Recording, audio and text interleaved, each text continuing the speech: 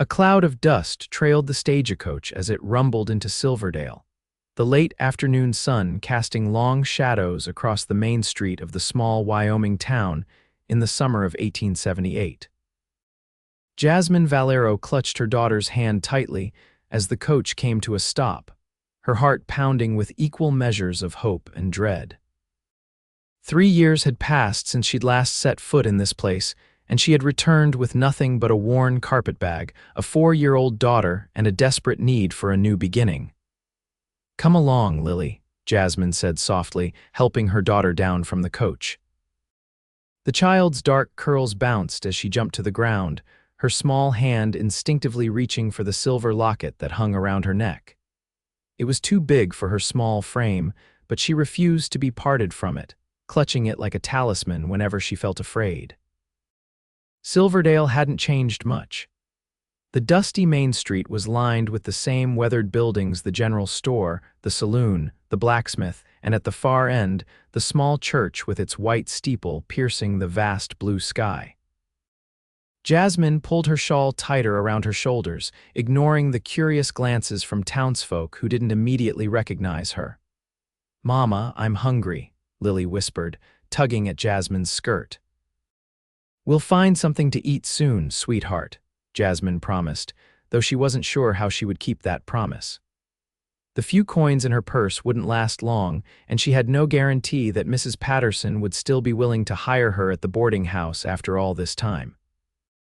As they walked down the main street, a commotion at the livery stable caught their attention. A tall man was struggling with a spirited chestnut mare, his voice low and steady as he tried to calm the frightened animal. Even from a distance, Jasmine recognized him immediately: Nathan Reed, the ranch hand who had stolen her heart years ago, before everything had fallen apart. "Easy, girl," Nathan murmured to the horse, not noticing the woman and child who had stopped to watch. His strong hands moved expertly over the mare's neck, his touch gentle despite the power in his arms. He looked older than Jasmine remembered, his face more weathered from years under the harsh Wyoming sun, but his eyes were the same deep blue that had once made her forget all her good sense. Lily, curious as always, pulled away from her mother and stepped closer to watch the man and the horse. As she did, the silver locket swung free from where it had been partially hidden by her coat. Nathan glanced up, annoyed at the distraction, but his irritation dissolved into shock as his gaze fell on the child. His eyes widened, fixing on the locket that hung around her neck, a silver oval with an intricate design of a rising sun that he knew as well as his own reflection. It was his mother's locket, the one he had given to Jasmine the night before he'd left for the cattle drive, the night he had promised to come back for her. His hands fell away from the horse, and he took an unsteady step forward. Where did you get that?" he asked, his voice barely above a whisper. Before Lily could answer, Jasmine rushed forward and pulled her daughter back. "Lily, come here," she said, her voice tight with tension. Nathan's eyes moved from the child to Jasmine, recognition dawning slowly, then all at once. "Jasmine." He breathed, his face paling beneath his tan. "Jasmine Valero." Jasmine lifted her chin, trying to appear stronger than she felt. "Hello, Nathan." He stared at her, then at Lily, his gaze drawn again to the locket. The implications hit him like a physical blow, and he stumbled backward until he found the stable wall for support. "Is she?" His voice broke, and he had to swallow hard before he could continue. "Is she mine?" Jasmine didn't answer immediately, torn between the anger she'd nursed for years and the vulnerability in his eyes. Finally, she nodded once, her grip on Lily's shoulder tightening. "Yes, this is Lily, your daughter." Nathan's knees nearly buckled. He sank slowly to a crouch, bringing himself to eye level with the little girl who was watching him with curious, innocent eyes that were the same shade of blue as his own. His vision blurred with tears, and he made no attempt to hide them as they spilled down his cheeks. "My daughter," he whispered, his voice cracking. "My daughter." Lily tilted her head, studying him with the unflinching directness of childhood. "Why are you crying?" she asked. Nathan tried to smile through his tears. "Because I'm happy to meet you," he said, though it was only part of the truth. The rest was too complicated for a child to understand: the regret, the lost years, the knowledge that he had a daughter he'd never known about. He looked up at Jasmine, questions filling his eyes. Why hadn't she told him? Where had she been? Why had she come back now? But before he could voice any of them, the stable owner called out from the back. "Reed, you got that mare settled yet? We've got 3 more waiting." Nathan straightened, wiping his face with his sleeve. "I need to talk to you," he said to Jasmine, his voice low and urgent. "Please." "Where are you staying?" Jasmine hesitated. "We just arrived. I was hoping Mrs. Patterson might have a room at her boarding house." "She does," Nathan confirmed. "I'll find you there, tonight after I'm done here." His eyes pleaded with her. "Please, Jasmine, don't leave town before I see you." Jasmine nodded stiffly, then turned away, guiding Lily down the street. Her mind was reeling. She had imagined this moment many times over the years, but the reality of seeing Nathan again, of watching him weep at the sight of their daughter, was overwhelming. Mama, who was that man? Lily asked as they walked toward the boarding house. Jasmine took a deep breath. "That's an old friend," she said, not ready to tell her daughter the full truth. "From when I lived here before." "He looked at my locket," Lily said, fingering the silver pendant, "like it was special." "It is special," Jasmine replied softly, "more special than you know." The boarding house looked exactly as Jasmine remembered it: a 2-story white clapboard building with a wide porch and blue shutters. Mrs. Patterson, a plump woman in her 50s with kind eyes and graying hair, was sweeping the porch when they approached. "Mrs. Patterson," Jasmine called hesitantly. The older woman looked up, squinting in the late afternoon light. Recognition dawned slowly on her face, followed by surprise. "Jasmine Valero, is that really you, child?" Jasmine nodded, relief washing over her at the warmth in Mrs. Patterson's voice. "Yes, madam, I've come back." Mrs. Patterson's gaze moved to Lily, and her eyebrows rose slightly, but to her credit, she asked no questions. "And who might this little one be?" "This is my daughter, Lily," Jasmine said. "Lily, say hello to Mrs. Patterson." Lily gave a small curtsy as Jasmine had taught her. "Hello, madam." Mrs. Patterson's face softened. "Well, aren't you just the prettiest little thing? You look hungry, child." "I've got some fresh biscuits and jam inside." She looked back at Jasmine, taking in her travel-worn appearance and the small carpet bag. "I'm guessing you need a place to stay." "Yes, madam," Jasmine admitted, "and work if you have any. I can still clean rooms, serve meals, whatever you need." Mrs. Patterson nodded thoughtfully. "As it happens, I do need help. My arthritis has been acting up something fierce, and these rooms don't clean themselves." She gestured toward the door. "Come on in, we'll get you settled and you can start tomorrow." Relief flooded through Jasmine. "Thank you, Mrs. Patterson. You don't know what this means to us." "I think I might," the older woman said softly, her eyes kind but knowing. "This town's full of stories, Jasmine. Yours isn't the first, and it won't be the last." Inside, Mrs. Patterson showed them to a small room on the 2nd floor, clean and simple, with a narrow bed, a washstand, and a small cot that she promised to bring up for Lily. After they'd washed up, she fed them a hearty meal of stew, biscuits, and apple pie that made Lily's eyes widen with delight. "When was the last time you ate a proper meal?" Mrs. Patterson asked, watching Lily devour her 2nd helping of pie. "It's been a while," Jasmine admitted. "Things have been difficult," Mrs. Patterson nodded, asking no further questions. "Well, you're here now. We'll get you back on your feet." After dinner, Jasmine helped Lily bathe in the tin tub in their room, then tucked her into the cot that Mrs. Patterson had brought up. The child was asleep almost instantly, exhausted from the long journey and the overwhelming day. Jasmine sat on the edge of her own bed, watching her daughter sleep. The silver locket gleamed in the lamplight against Lily's nightgown. She reached out gently and touched it, remembering the night Nathan had given it to her. "It was my mother's," he had said, placing it around her neck. "The only thing I have of hers. I want you to keep it until I come back, a promise that I'll return for you." But he hadn't returned, not in time, at least. And when her father had discovered she was with child, the shame and scandal had been too much for him to bear in their small Kentucky town. He had disowned her, forcing her to flee to her aunt's home in Denver, where Lily had been born. For 3 years, she had struggled to make a life for them there, working as a seamstress. barely earning enough to keep a roof over their heads. When her aunt had passed away 2 months ago, Jasmine had made the difficult decision to return to Silverdale. She had nowhere else to go, and deep down, a part of her had always wondered if Nathan had ever come back looking for her.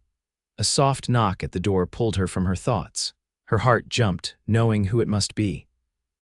She glanced at Lily to make sure she was still asleep, then moved quietly to the door and opened it. Nathan stood in the hallway, hat in hand, his face etched with emotion. He had cleaned up since their encounter at the stable, his dark hair still damp from washing, his blue shirt fresh. He looked more like the man she remembered, the one who had made her believe in a future together. "May I come in?" he asked softly. Jasmine hesitated, then stepped aside. "Lily's asleep," she warned in a whisper. "Don't wake her." Nathan nodded and entered the room, his eyes immediately finding the sleeping child. He stood frozen, staring at her with a mixture of wonder and heartbreak. "She's beautiful," he whispered. "She looks like you." "She has your eyes," Jasmine said, "and your stubbornness." A ghost of a smile touched his lips, but it faded quickly. "Why didn't you tell me, Jasmine, all this time? I had a daughter and I didn't know." Jasmine crossed her arms, defensive. "How could I tell you? You were gone. You promised you'd be back in 3 months, but you never came." Pain flashed across his face. "I tried. God knows I tried. The cattle drive took longer than expected, 6 months instead of 3. By the time I got back, you were gone. Your father told me you'd run off with some salesman passing through town.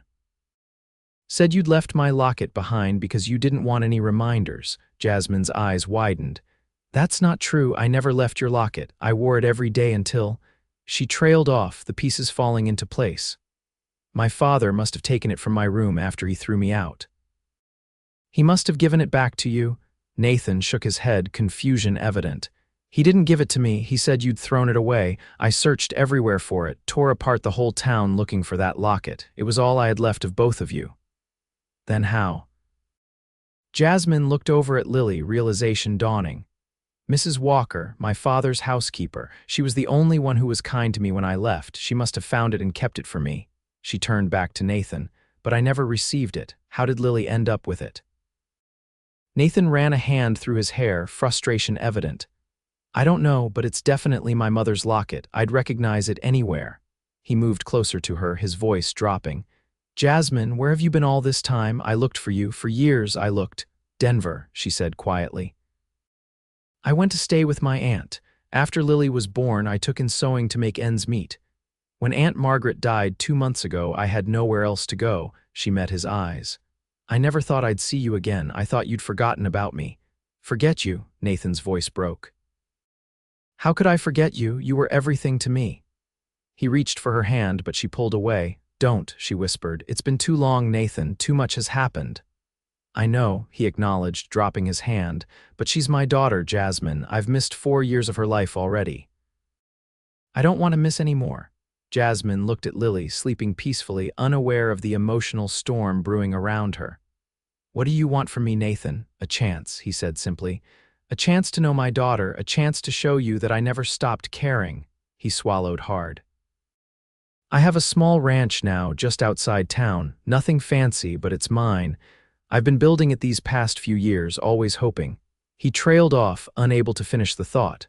After a moment, he continued, "I'm not asking for anything more than a chance, Jasmine. Let me be part of Lily's life. Let me help you both." Jasmine felt tears threatening. She had imagined this conversation so many times, had rehearsed all the angry words she would say to him if they ever met again. But now, faced with the genuine pain and longing in his eyes, she found her anger slipping away, replaced by a confused ache that was far more difficult to bear. "I need time," she said finally. "This is all happening so fast. Lily doesn't even know about you yet." Nathan nodded, understanding in his eyes. "Of course, take all the time you need." He moved toward the door, then paused. "I'm at the Running R, about 2 miles east of town. Anytime you're ready, you and Lily are welcome there." He hesitated, then added softly, "I never stopped loving you, Jasmine, not for a single day." Before she could respond, he slipped out the door, leaving her standing alone in the quiet room, her heart pounding and her thoughts in turmoil.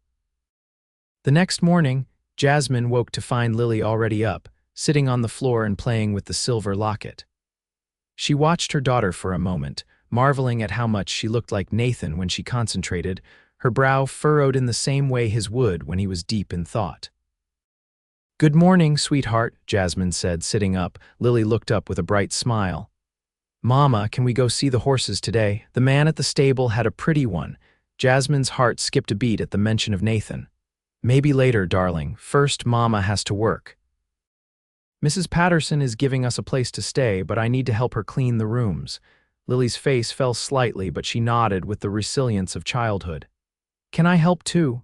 "Of course you can," Jasmine said, touched by her daughter's eagerness. "You can help me make the beds." They dressed quickly and went downstairs to find Mrs. Patterson already busy in the kitchen, preparing breakfast for her boarders. The smell of coffee, bacon, and fresh bread filled the air, making Jasmine's stomach growl. "There you are," Mrs. Patterson said cheerfully. "I was just about to come wake you. Breakfast is almost ready, and then I'll show you what needs doing." As they ate, Jasmine couldn't help noticing the curious glances from the other boarders, two traveling salesmen and an elderly widow who lived permanently at the house. Small towns thrived on gossip, and she knew it wouldn't be long before everyone in Silverdale knew that Jasmine Valero had returned with a child in tow. After breakfast, Mrs. Patterson showed Jasmine her duties cleaning the guest rooms, helping with laundry, and serving meals. The work was hard but familiar, and Jasmine threw herself into it gratefully, trying to keep her mind off Nathan and the decision that loomed before her. Lily proved to be a good helper, carrying small linens and chattering happily to Mrs. Patterson, who seemed charmed by the child's energy and curiosity. By midday, they had finished the morning chores, and Mrs. Patterson insisted they take a break. "Why don't you two go into town?" she suggested. "Get reacquainted with Silverdale. I've got some shopping that needs doing at the general store if you wouldn't mind." Jasmine agreed, grateful for the chance to stretch her legs and clear her head. She and Lily set off down the dusty main street, hand in hand. The town was busier than the previous evening, with wagons and horsemen passing through, and townsfolk going about their business. As they approached the general store, Jasmine noticed a crowd gathered outside. Drawing closer, she saw they were watching a confrontation between two men one she didn't recognize, a rough-looking fellow with a red beard, and the other, to her dismay, was Nathan. "I told you, Reed, that land is mine by rights," the red-bearded man was saying, his voice loud and aggressive. "My claim was filed first." "Your claim was on the north section, Harker, not the spring," Nathan replied, his voice calm but firm. "Check the records if you don't believe me." "I don't need to check nothing," Harker spat. "That water feeds my property, and I'm damming it up whether you like it or not." Nathan's eyes hardened. "You dam that spring, and you'll be dealing with more than just me. Half the ranchers in the valley depend on that water." "Is that a threat?" Harker's hand moved toward his gun.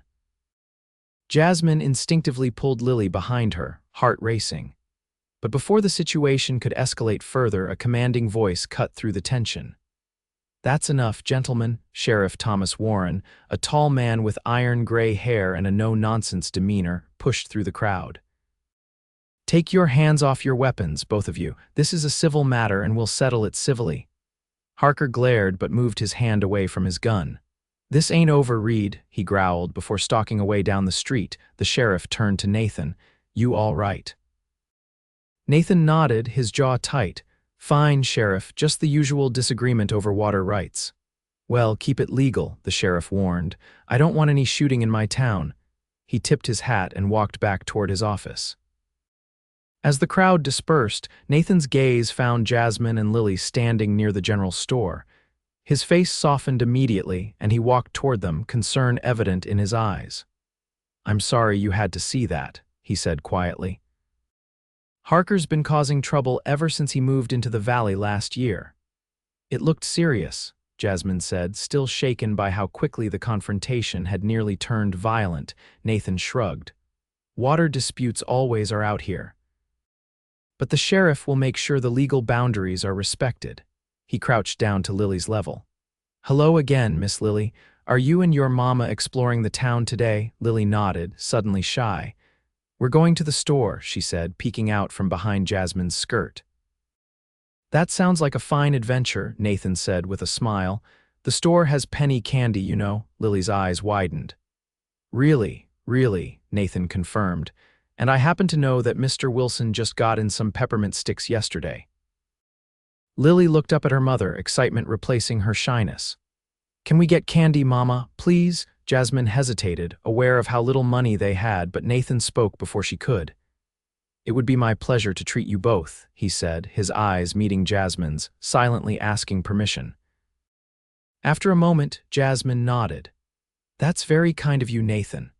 Inside the store, Mr. Wilson greeted them warmly, his eyes widening slightly when he recognized Jasmine, but tactfully making no comment about her return or the child with her. Nathan helped Lily select a peppermint stick, then insisted on paying for Mrs. Patterson's shopping list as well, despite Jasmine's protests. As they left the store, Nathan turned to Jasmine. I was wondering, it's a beautiful day, maybe you and Lily would like to see my ranch. No pressure, just a visit. I could drive you out there and bring you back before dinner. Jasmine hesitated, torn between caution and curiosity. Part of her wanted to keep her distance, to protect her heart from hoping too much. But another part, the part that remembered what it felt like to be loved by Nathan Reed, wanted to see the life he had built, the life that might have been hers if things had been different. Please, Mama, Lily asked, already excited by the prospect of an adventure. Can we see the horses? Looking into her daughter's eager face so like Nathan's when she smiled, Jasmine found she couldn't refuse. All right, she agreed, but we need to be back to help Mrs. Patterson with dinner. Nathan's face lit up. Of course, I'll have you back by 5, I promise. He gestured down the street. My wagon's at the livery, I'll bring it around. As he hurried off, Jasmine looked down at Lily, who was happily licking her peppermint stick. You like Mr. Reed, don't you? She asked softly. Lily nodded. He's nice, and he has pretty horses. Jasmine smiled, stroking her daughter's curls.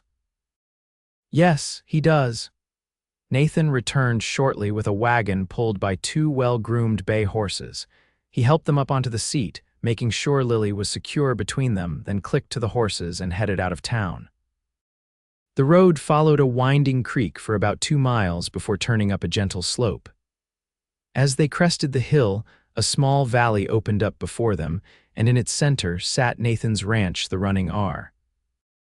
It wasn't large by Wyoming standards, but it was neat and well-maintained, with a sturdy log house, a barn, several corrals, and a bunkhouse for the handful of ranch hands Nathan employed. It's beautiful, Jasmine said honestly, taking in the peaceful scene. A small herd of cattle grazed in a nearby pasture, and chickens scratched in the yard. Smoke rose from the chimney of the main house, suggesting someone was home. It's not much yet, Nathan said, a hint of pride in his voice despite his modest words, but it's growing. I've got 30 head of cattle now, and I'm breeding horses on the side. That chestnut mare you saw yesterday, she's my prize. Her foal should fetch a good price next year. He guided the wagon up to the house and helped them down. As they approached the porch, the door opened, and an older woman stepped out, tall and spare, with silver-streaked dark hair and a weathered face that broke into a warm smile when she saw them. You must be Jasmine, she said, coming down to meet them, and this little one must be Lily. I'm Ruth Cooper, Nathan's housekeeper and general nuisance, Nathan chuckled. Ruth keeps everything running while I'm out chasing cows, he explained. I'd probably starve without her. Likely true, Ruth agreed good-naturedly.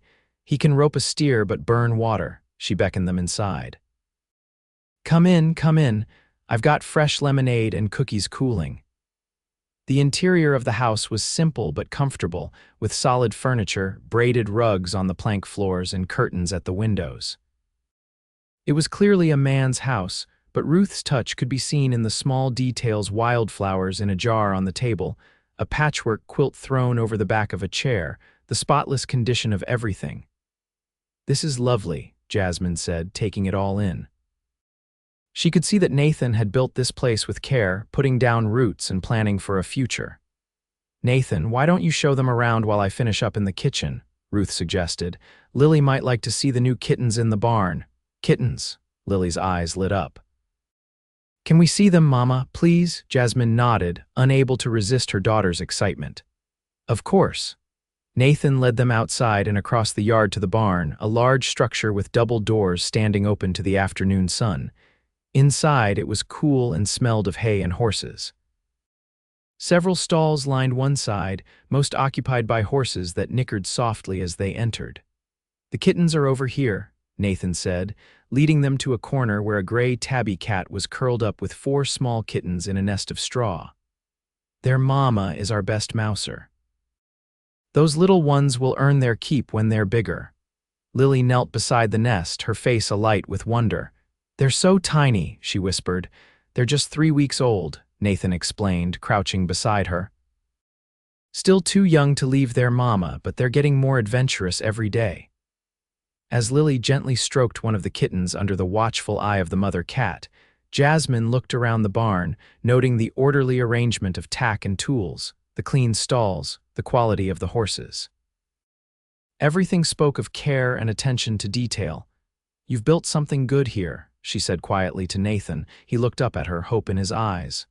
I built it for you, he said simply. Every nail, every board, every acre, I was building it for the day you'd come back. Jasmine's breath caught in her throat. Nathan, don't, he stood, moving closer to her. It's the truth, Jasmine, I never stopped hoping. Even when your father told me you'd gone, even when years passed with no word, I kept building, kept hoping. I didn't know, she whispered. I thought you'd forgotten me, that you'd found someone else. There's never been anyone else, he said, his voice rough with emotion. Not for me. Before she could respond, Lily called out, Mama, look, this one has blue eyes like mine.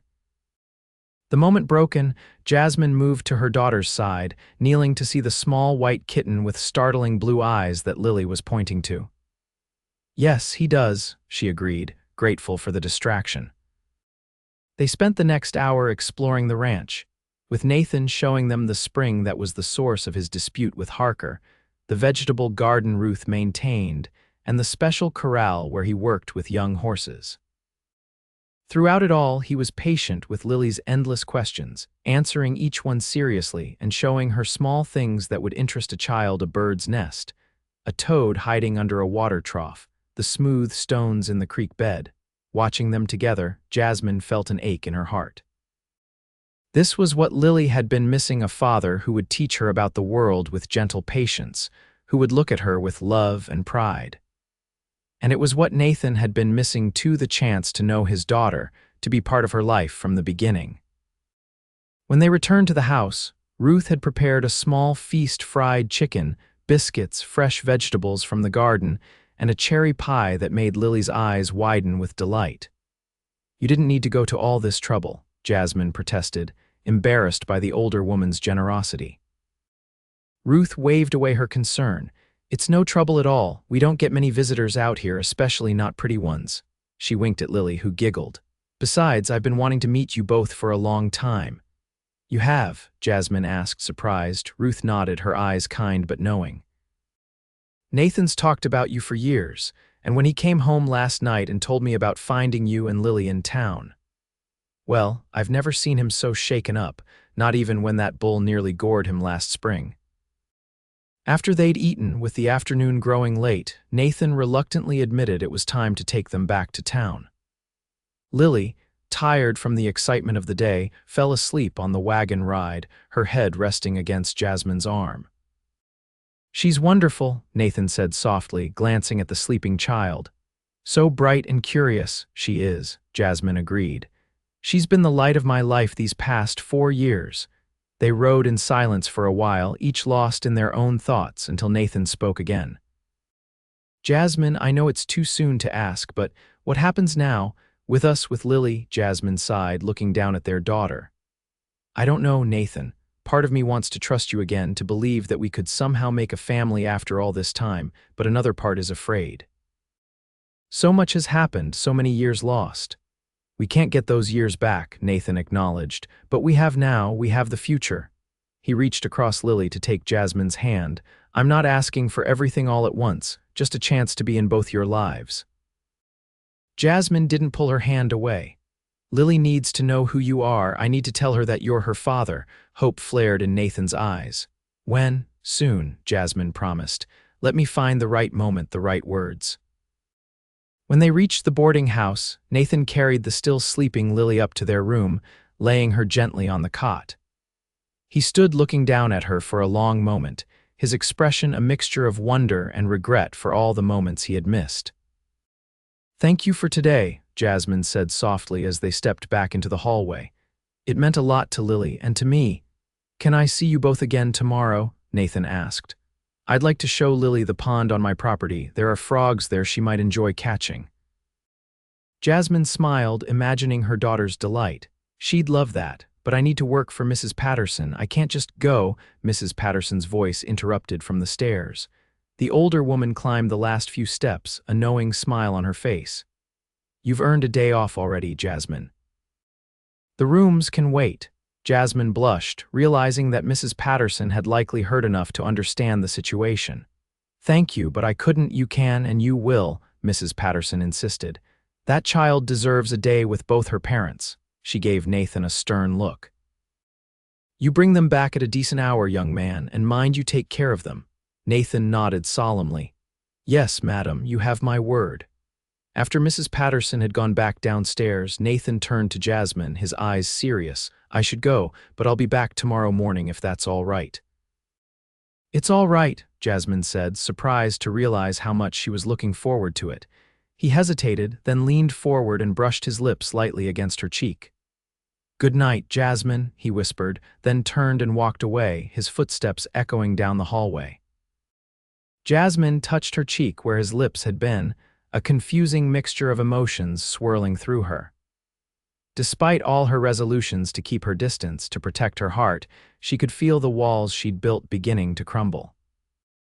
That night, as she lay in bed listening to Lily's soft breathing from the cot beside her, Jasmine fingered the silver locket that her daughter had finally agreed to let her wear for safekeeping while she slept. Opening it, she looked at the tiny daguerreotype inside, a solemn-faced woman with Nathan's eyes, his mother who had died when he was just 12. On the opposite side was a small lock of dark hair, tied with a thread. "I'll always come back for this," Nathan had told her the night he'd given it to her. "And for you." He had meant to keep that promise, she realized now.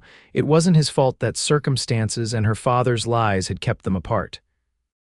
The thought brought both comfort and a renewed sense of loss for the years they could have shared. With a sigh, Jasmine closed the locket and placed it carefully on the small table beside her bed. Tomorrow would bring its own challenges, but for tonight she allowed herself to hope cautiously, tentatively, that perhaps they could find their way back to each other after all. The next morning dawned clear and bright, with a hint of autumn crispness in the air despite the summer date. Jasmine woke early, her mind already busy with thoughts of the day ahead. Beside her, Lily still slept soundly, her dark curls splayed across the pillow, one small hand tucked under her cheek. Today was the day Jasmine would tell her daughter about Nathan. The thought made her stomach twist with anxiety. How did one explain to a 4-year-old that the man she'd just met was her father? That he hadn't abandoned them by choice, but through a cruel twist of fate and deception? She rose quietly and dressed, then sat by the window, watching the town come to life below. Wagons began moving down the main street, and shopkeepers opened their doors to the new day. In the distance, she could see the church steeple gleaming in the morning sun, and beyond it, the rolling hills where Nathan's ranch lay.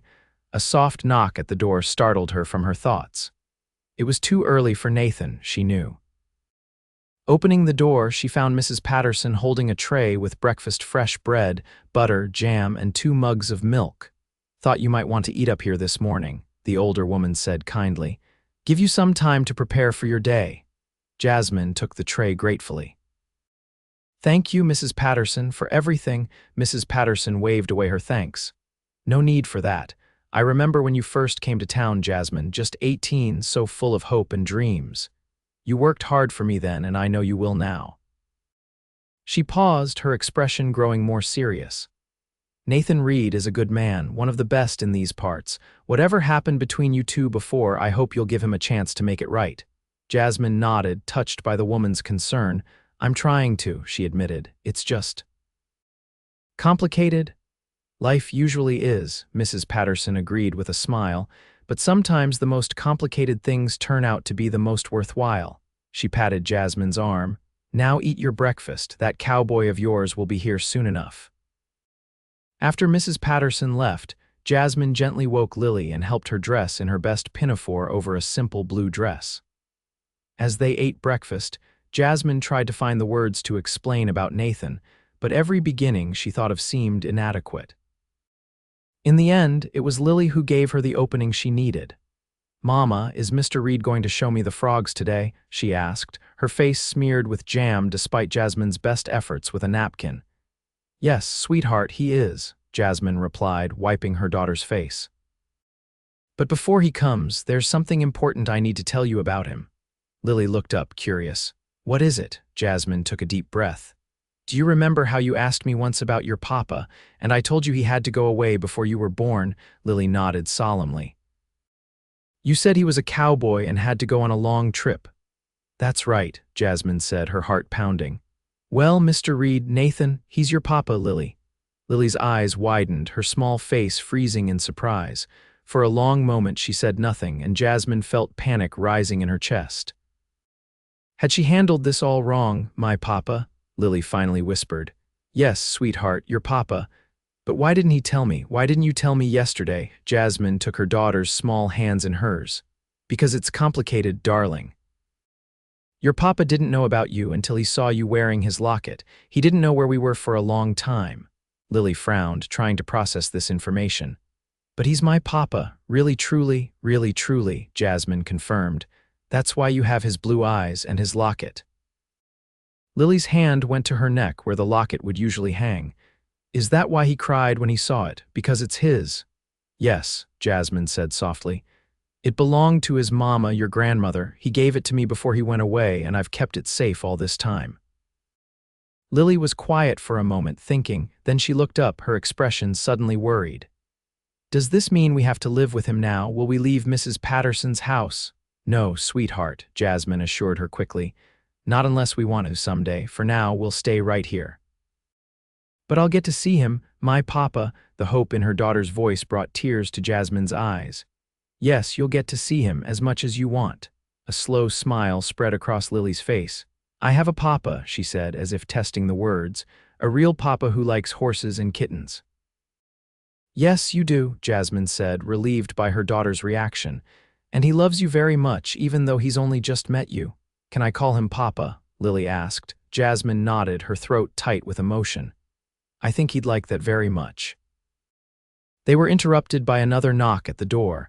This time when Jasmine opened it, Nathan stood there, hat in hand, his expression a mixture of hope and uncertainty.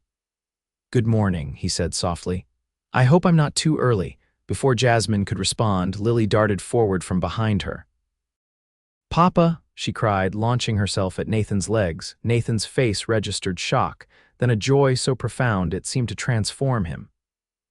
He looked at Jasmine over Lily's head, his eyes questioning, and when she nodded confirmation, he sank to his knees and gathered Lily into his arms. "Yes, little one," he said, his voice thick with emotion. "I'm your papa." He held her tightly, his eyes closing as he pressed his face against her curls. "I'm your papa, and I love you so much." Watching them embrace, Jasmine felt something shift inside her, a wound beginning to heal that she hadn't even realized was still so raw. This was right, she thought. Whatever else happened between her and Nathan, this moment their daughter in her father's arms was absolutely right. The day that followed was one Jasmine knew she would remember for the rest of her life. Nathan took them to his ranch again, where Lily proudly introduced him to Ruth as "my papa," bringing tears to the older woman's eyes. They spent the morning at the pond as promised, where Lily's squeals of delight as she chased frogs echoed across the water. Nathan showed infinite patience, teaching her how to cup her hands just right to catch the slippery creatures, then release them gently back into the water. After a picnic lunch prepared by Ruth, Nathan saddled his gentlest mare and took Lily for her first horseback ride, holding her securely in front of him as they walked slowly around the corral. Jasmine watched, her heart full, as her daughter's face shone with excitement and trust in the father she had just found. "He's good with her," Ruth observed, coming to stand beside Jasmine. "Natural, like he's been doing it her whole life." "Yes, he is," Jasmine agreed softly. Ruth studied her face. "And what about you, my dear? Where do you fit in all this?" Jasmine sighed, her eyes still on Nathan and Lily. "I don't know yet, it's all happening so fast." "Love often does," Ruth said simply, "especially when it's been waiting a long time." As the afternoon waned, they sat on the porch, watching the sunset paint the sky in brilliant oranges and pinks.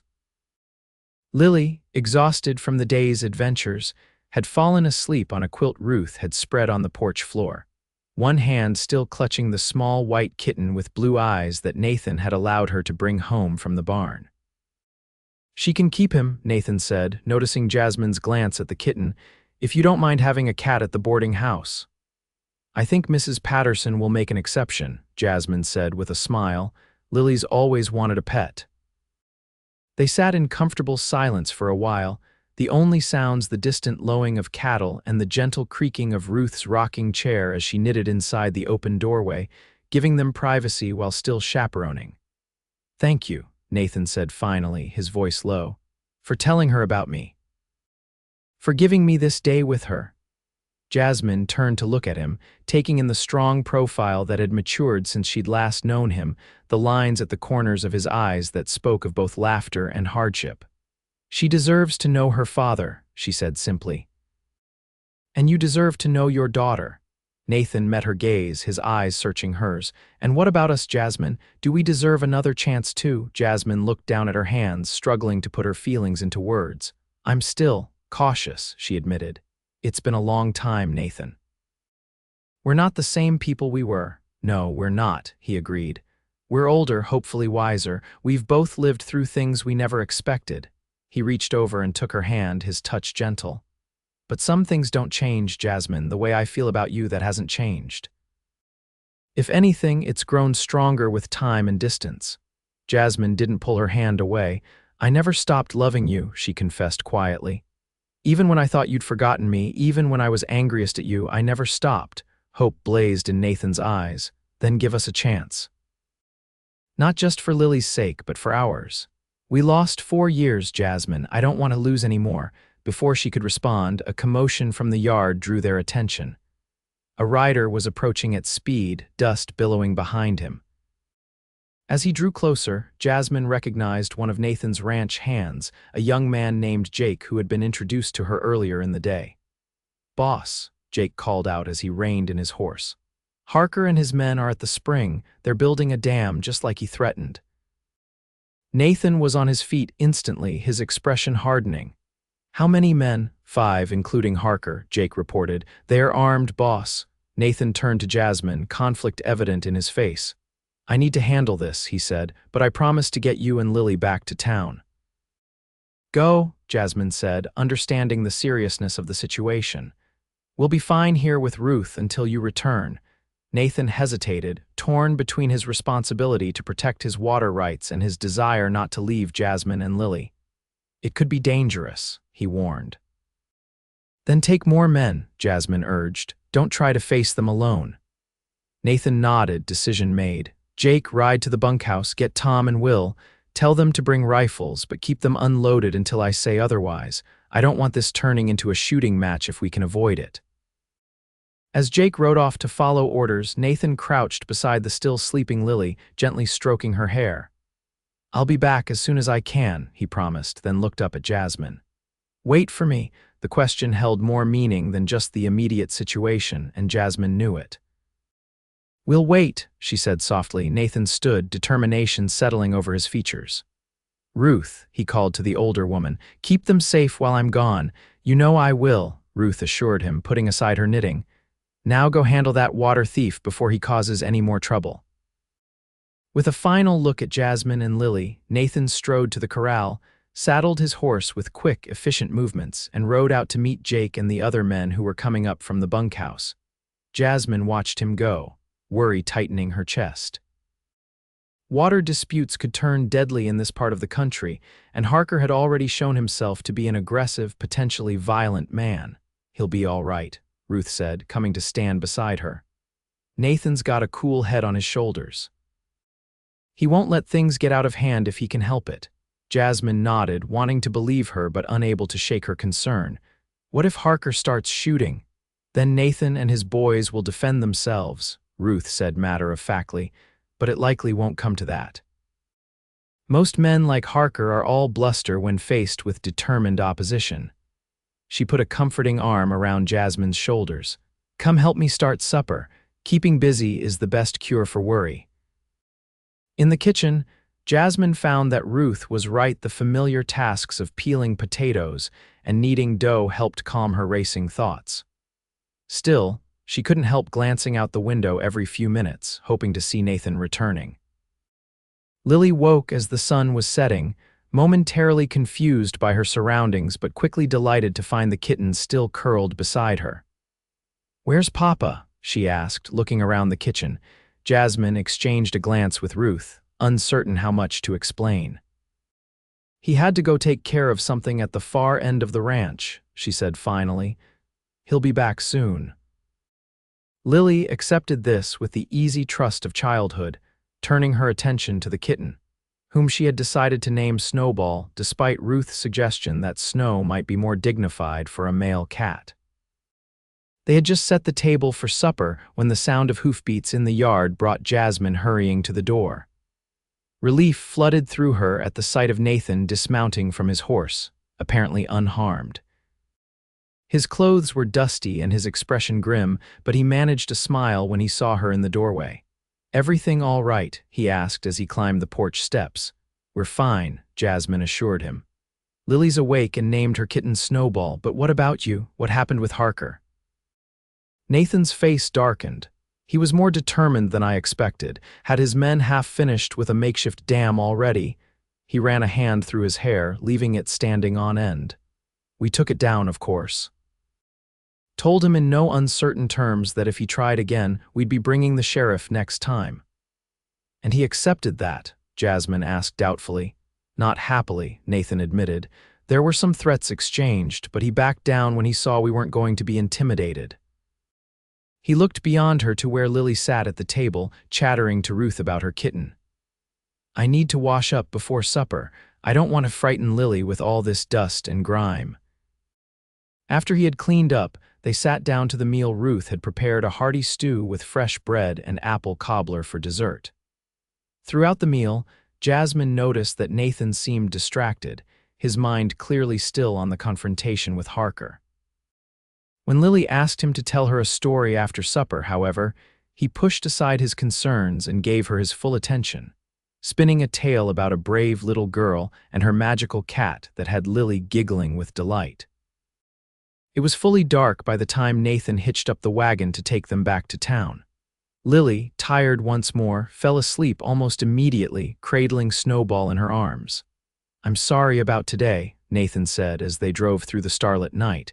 "It wasn't how I planned for our day to end." "It's not your fault," Jasmine assured him. "These things happen." Nathan was quiet for a moment, then said, "I want you to be careful in town, Jasmine.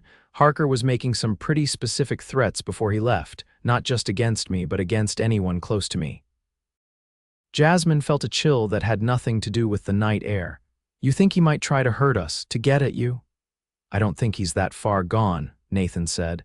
"But I want you to be aware, just in case. Stay close to the boarding house for a few days, if you can.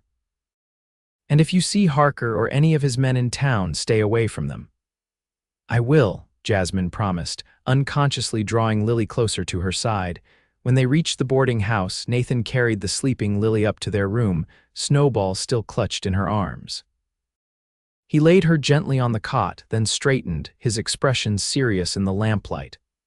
"I meant what I said earlier, Jasmine, about us deserving another chance."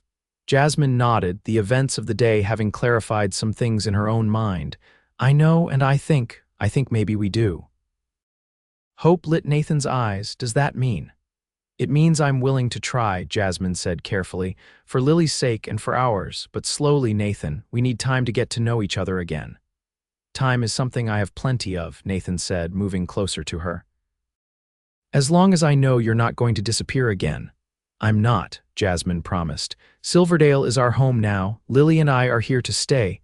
Nathan smiled, relief evident in his face. Then that's all I need to know for now. He hesitated, then leaned forward and kissed her cheek, his lips lingering a moment longer than they had the night before. Good night, Jasmine. I'll come by tomorrow to check on you both.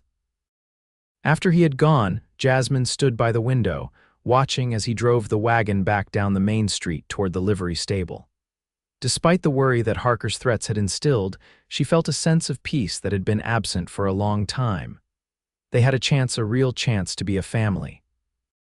It wouldn't be easy, and there would be challenges ahead, but for the first time in years, Jasmine allowed herself to fully hope for a future with Nathan.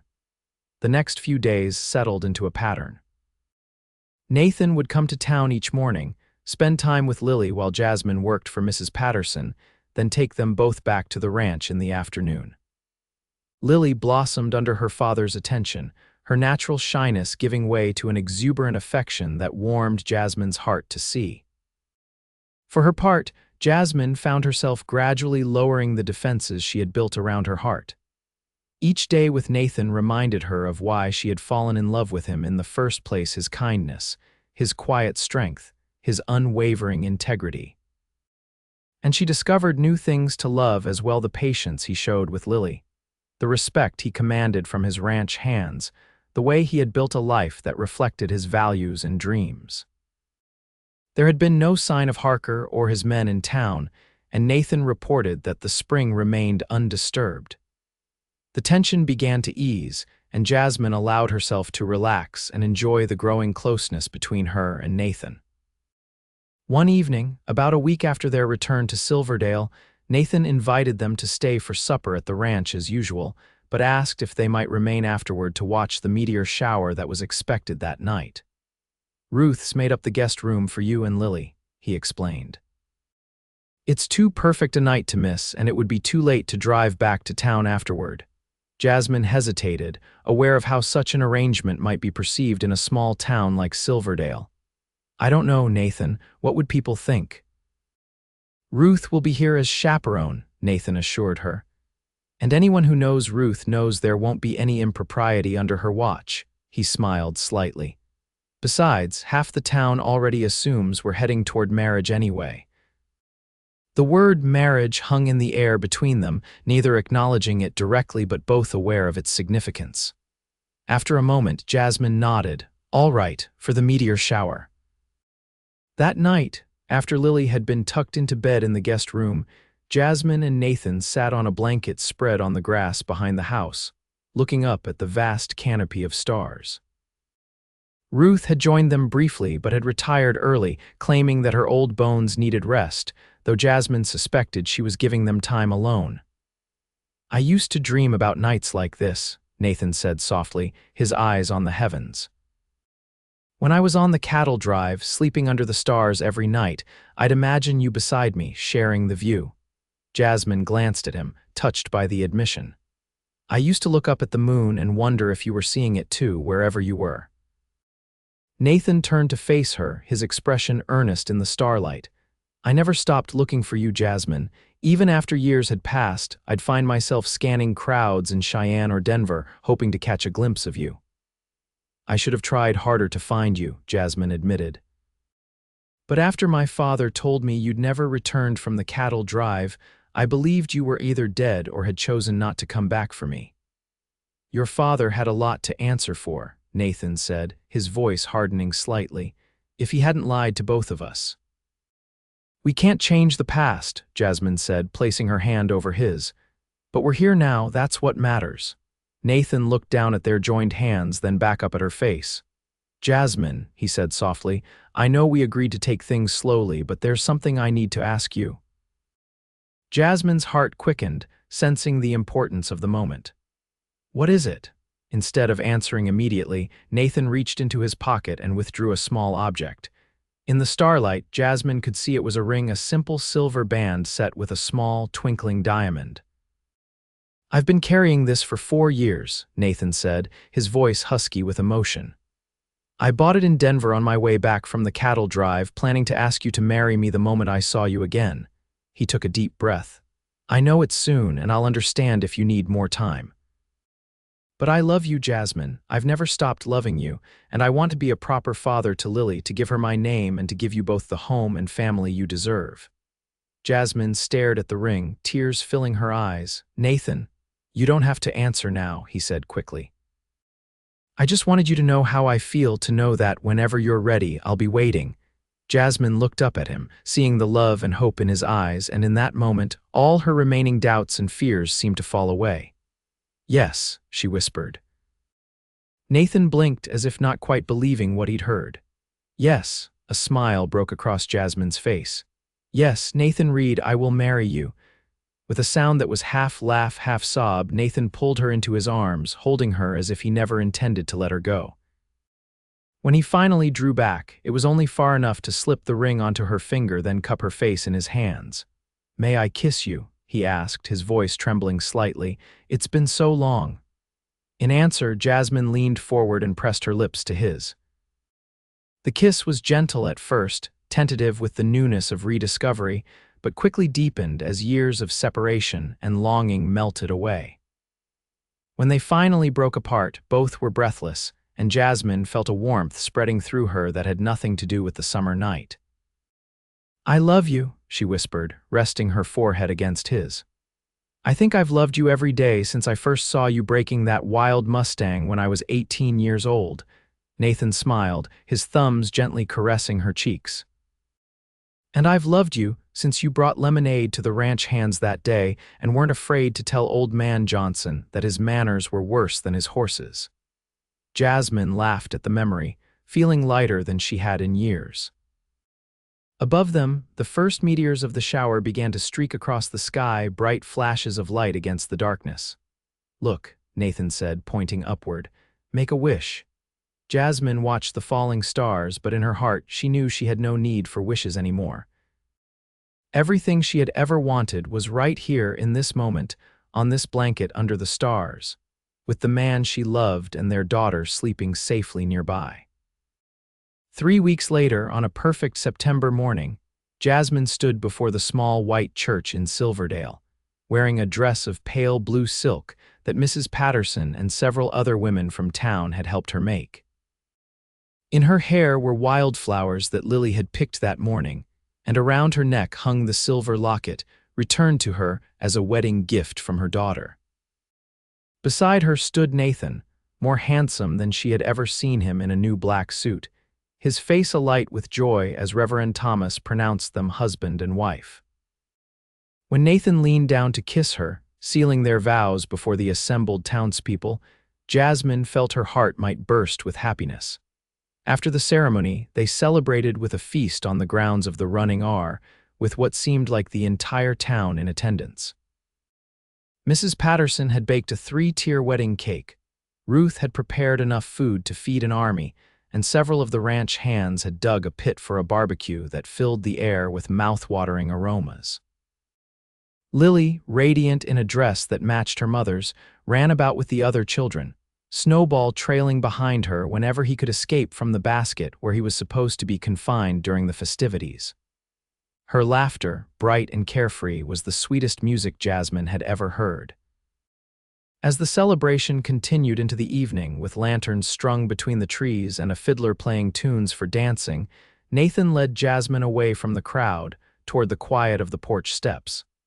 "Happy, Mrs. Reed?" he asked, his arm around her waist. "Happier than I ever thought possible," Jasmine replied, leaning her head against his shoulder. "Though I think I'm still getting used to the name," Nathan chuckled. "You have a lifetime to practice it." They sat in comfortable silence for a moment, watching the dancers twirl in the yard, spotting Lily being taught a simple 2-step by one of the older girls from town. "I was thinking," Nathan said after a while, "about building an addition to the house. A proper bedroom for Lily and maybe space for more children someday." Jasmine smiled, turning to look at him. "I'd like that," she said softly, "a brother or sister for Lily to grow up with." Nathan's eyes darkened with emotion, and he leaned down to kiss her, a kiss filled with promise for their future together. "I love you, Jasmine Reed," he whispered against her lips. "And I love you, Nathan Reed," she replied, "today, tomorrow, and always." As they returned to the celebration, hand in hand, Jasmine caught sight of Lily running toward them, her face glowing with happiness, the silver locket bouncing against her chest. In that moment, Jasmine knew with absolute certainty that the long, difficult journey that had brought them to this day had been worth every step. The silver locket, once a symbol of separation and loss, had become the talisman that brought their family together, a family forged through hardship and misunderstanding, but bound now by a love strong enough to overcome any obstacle. And as Nathan swept their daughter up into his arms, his laughter joining hers in the golden evening light, Jasmine knew that they had found their way home at last. Epilogue: 5 years later, the autumn sun cast long shadows across the porch of the Running R as Jasmine stepped outside, a steaming cup of coffee in her hands. The ranch had prospered in the 5 years since her marriage to Nathan, growing from a modest operation to one of the most successful in the county.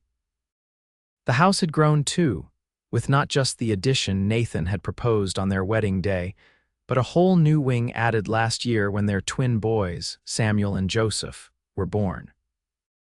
Lily, now 9 years old, was helping her father in the corral, her dark curls bouncing as she demonstrated to her younger brothers how to groom a pony. At her feet, an aging but still spry Snowball supervised the proceedings with feline dignity.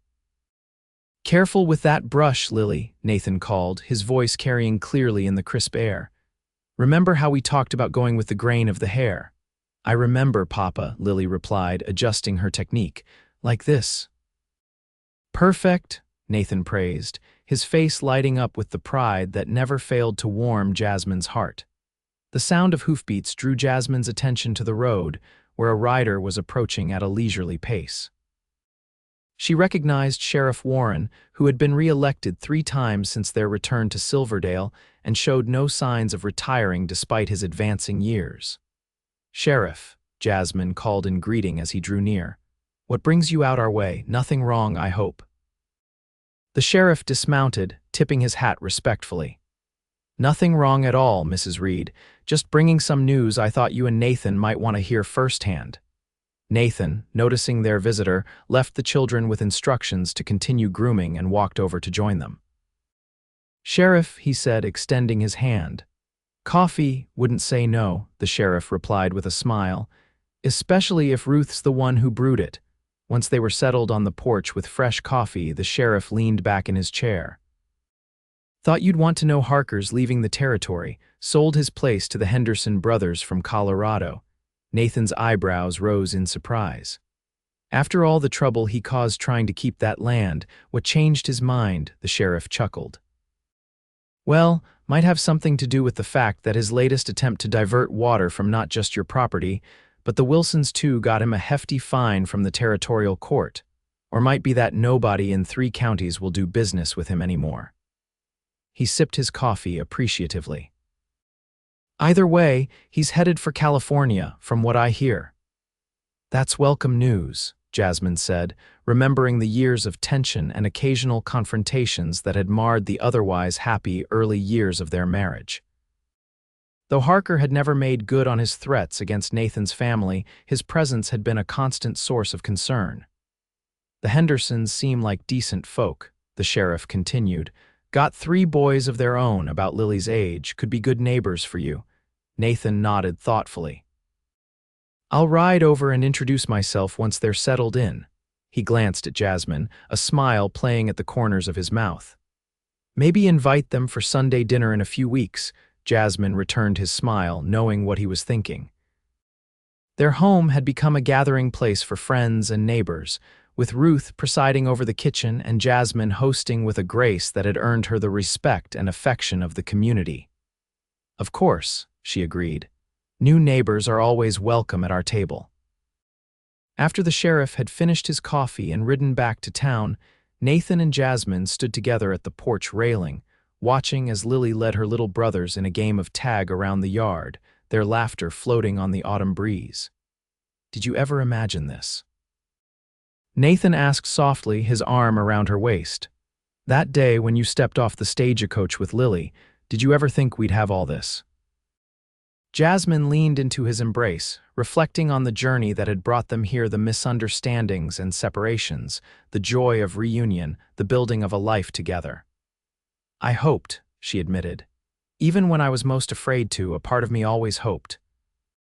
Nathan turned her gently in his arms, his blue eyes the same eyes that had been passed down to all three of their children, gazing into hers with a love that had only deepened with the passing years.